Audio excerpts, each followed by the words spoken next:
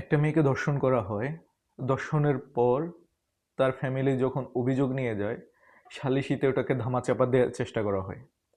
ধামাচাপা দেওয়ার চেষ্টা করার পরে ওই মেয়ের পরিবারকেই বলা হয় যে তোমরা এলাকা ছেড়ে চলে যাও তোমাদের নিরাপত্তার স্বার্থে। মানে যে দর্শন করছে, এবং এটা সংঘবদ্ধ দর্শন ছিল, গণদর্শন। যে দর্শন করছে তাকে কিছু করা হয় নাই।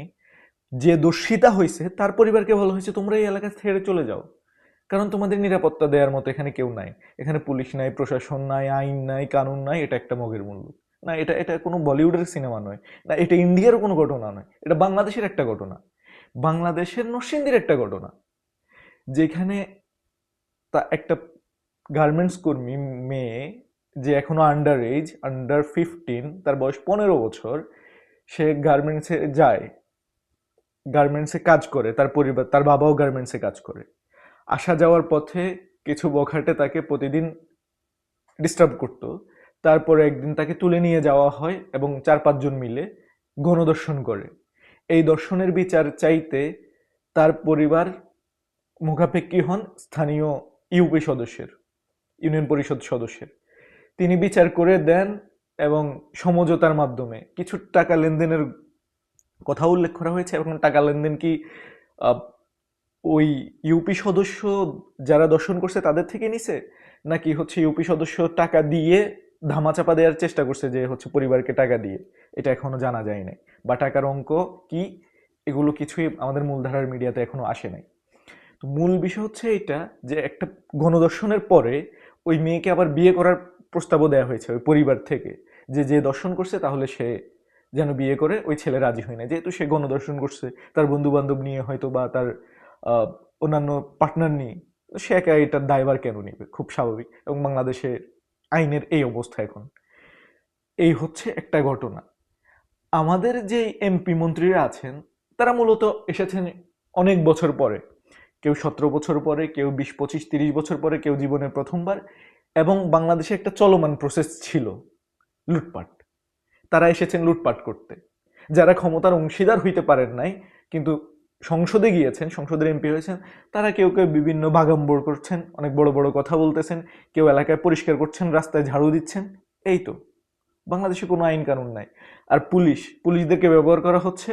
তারা কোথায় কে গাঁজা খাইতেছে, কে কোথায় আড্ডা দিচ্ছে, মোরাল পুলিশিং করার জন্য, তাদেরকে পিটানোর জন্য।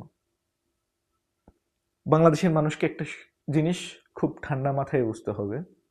বারবার যখন এই ধরনের ঘটনা হয়, এই ধরনের ঘটনাগুলো ঘটে, তখন বাংলাদেশের মানুষ দৃষ্টান্তমূলক শাস্তি চায়, ফাঁসি চায়, তার হচ্ছে জনসম্মুখে ফাঁসি চায়, বা আরবের কোনো আইন এখানে কার্যকর হয়ে যাক, তার কল্লা ফেলে দেওয়া হোক, তাকে কেসাস করা হোক, বা এই ধরনের কিছু। আমি যদিও এই জিনিসগুলো টার্ম সম্পর্কে অভিহিত নই। তো এই হচ্ছে বাংলাদেশের অবস্থা। তার দৃষ্টান্তমূলক শাস্তি, বাংলাদেশের মানুষ এখনো দৃষ্টান্তমূলক শাস্তি কাকে বলে এটা জানে না। দৃষ্টান্তমূলক শাস্তি এটা না যে হচ্ছে মানে একদম কোনো খুব গরিব পরিবারের কেউ অনেক বড় অন্যায় করছে, তার এটার শাস্তি খুব দ্রুত দিয়ে দেওয়া, এটা শাস্তি, এটা দৃষ্টান্তমূলক শাস্তি না। দৃষ্টান্তমূলক শাস্তি হচ্ছে এইটা, তারেক রহমান এই মুহূর্তে ক্ষমতায় আছে, সে 5,000 টাকার কোথাও অবৈধ লেনদেন করছে, অথবা কোনো একটা কিছু মানে যেটা আইন বহির্ভূত কোনো ঘটনা ঘটেছে, এটার জন্য তার হয়তো আইন অনুযায়ী একদিনের শাস্তি হওয়া উচিত, এবং সে ক্ষমতা থাকা অবস্থায় তার একদিনের শাস্তি হয়েছে। এটা হয় দৃষ্টান্তমূলক শাস্তি।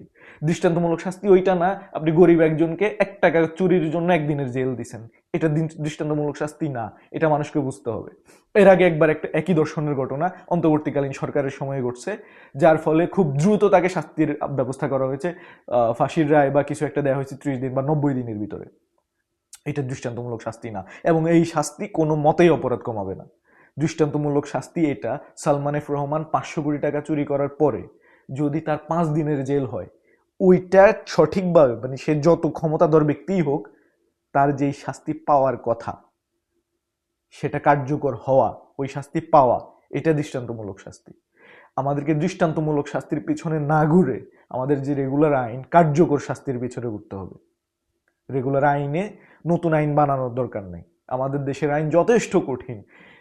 মানে ইউরোপের এমন এমন দেশ যেখানে ক্রাইম রেট খুবই কম, ওখানের আইন যেগুলো, এগুলো খুবই আমাদের দেশের তুলনায় অনেক দুর্বল আইন, কিন্তু ওগুলোর কার্যকারিতা বেশি, অনেক বেশি কার্যকর। তারা হচ্ছে যে যখন যে কোনো ঘটনা ঘটে যায়, সামান্য পরিমাণ অপরাধের জন্য যেই শাস্তি এটা তারা দিয়ে ফেলে, দেওয়ার ব্যবস্থা করে, আইনের আওতায় আনা হয়। যদি বাংলাদেশে আইন কার্যকরী না থাকে, এখানে যতই কঠিন আইন করা হোক, দৃষ্টান্তমূলক শাস্তি গরিবকেই দেওয়া হবে। এটা আমাদের সাধারণ মানুষকে বুঝতে হবে। দৃষ্টান্তমূলক শাস্তি আমাদের জন্য, সাধারণ মানুষের জন্য। দৃষ্টান্তমূলক শাস্তি কোনো ক্ষমতাধর ব্যক্তির জন্য না।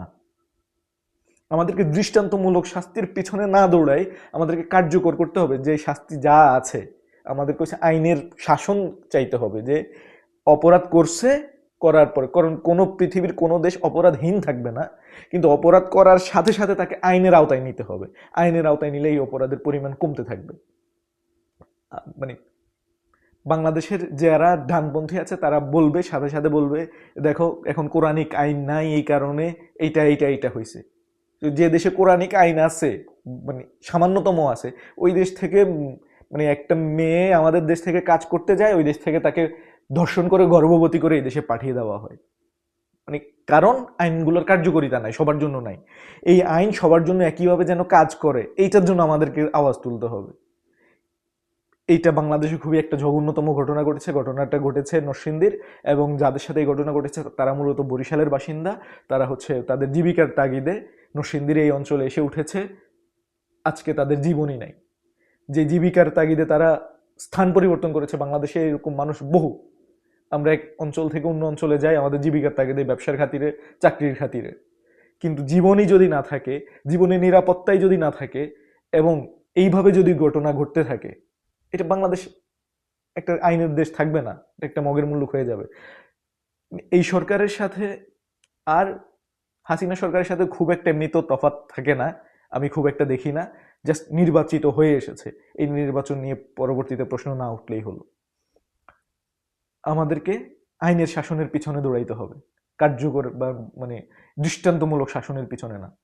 এই মানে এই গণদর্শনের জন্য, এই দর্শনের পর হত্যার জন্য নতুন করে আইন দরকার নাই। তার 30 দিন 60 দিনের ভিতরে মানে তার বিচার কার্যকর হওয়ার দরকার নাই। যদি 30 দিন 60 দিনের ভিতরে কার্যকর হইতে হয়, তাহলে বাংলাদেশের প্রত্যেক দর্শনের জন্য, প্রত্যেক হত্যার জন্য 30 দিন 60 দিনের ভিতরে যেন কার্যকর হয়। ওই হত্যার অপরাধের জন্য, দর্শনের অপরাধের জন্য 30 দিন 60 দিনের ভিতরে যেন কার্যকর হয় তার বিচার, সেটার ব্যবস্থা করতে হবে। কিন্তু একটাকে স্পেশাল করার দরকার নাই। আমরা প্রত্যেকটা অন্যায়ের শাস্তি চাই, এবং সবগুলো খুব দ্রুত চাই। দ্রুত চাইতে আমাদের চিন্তা থাকতে হবে এইটা, যে আমরা আমাদের বাংলাদেশে যে ট্রাফিক আইন মানবে না, সেও শাস্তির আওতায় আসবে। যে মানে কোনো একটা, যে কোনো কিছু, আর্থিক লেনদেন, অসততা, ঘুষ দেয়া, দুর্নীতি করা, ঘুষ নেয়া, সবকিছুর আইন যেন আইনিভাবে সে শাসন বা আইনের ভিতরে চলে আসে, তার যেন শাস্তি হয়, এবং সেটা যেন খুব দ্রুত হয়। এটা হচ্ছে আমাদের মূল চাওয়া, এটাই হওয়া উচিত। এরকম না আমাদের যে একটা ঘটনা ঘটছে, এটা ভাইরাল হবে, সোশ্যাল মিডিয়া আসবে, অনেক আলোচনা হবে, টকশো গরম হবে, তারপর আমরা এটার বিচার চাইবো এবং এটাকে খুব দ্রুত চাইবো। এটা যখন একটা ঘটনা মানে মোটামুটি একটা সময় চলে যাবে, আমরা এটাকে ভুলে যাব, আবার নতুন করে আরেকটা ঘটনা ঘটবে। এটার জন্য যেন আমরা অপেক্ষা না করি।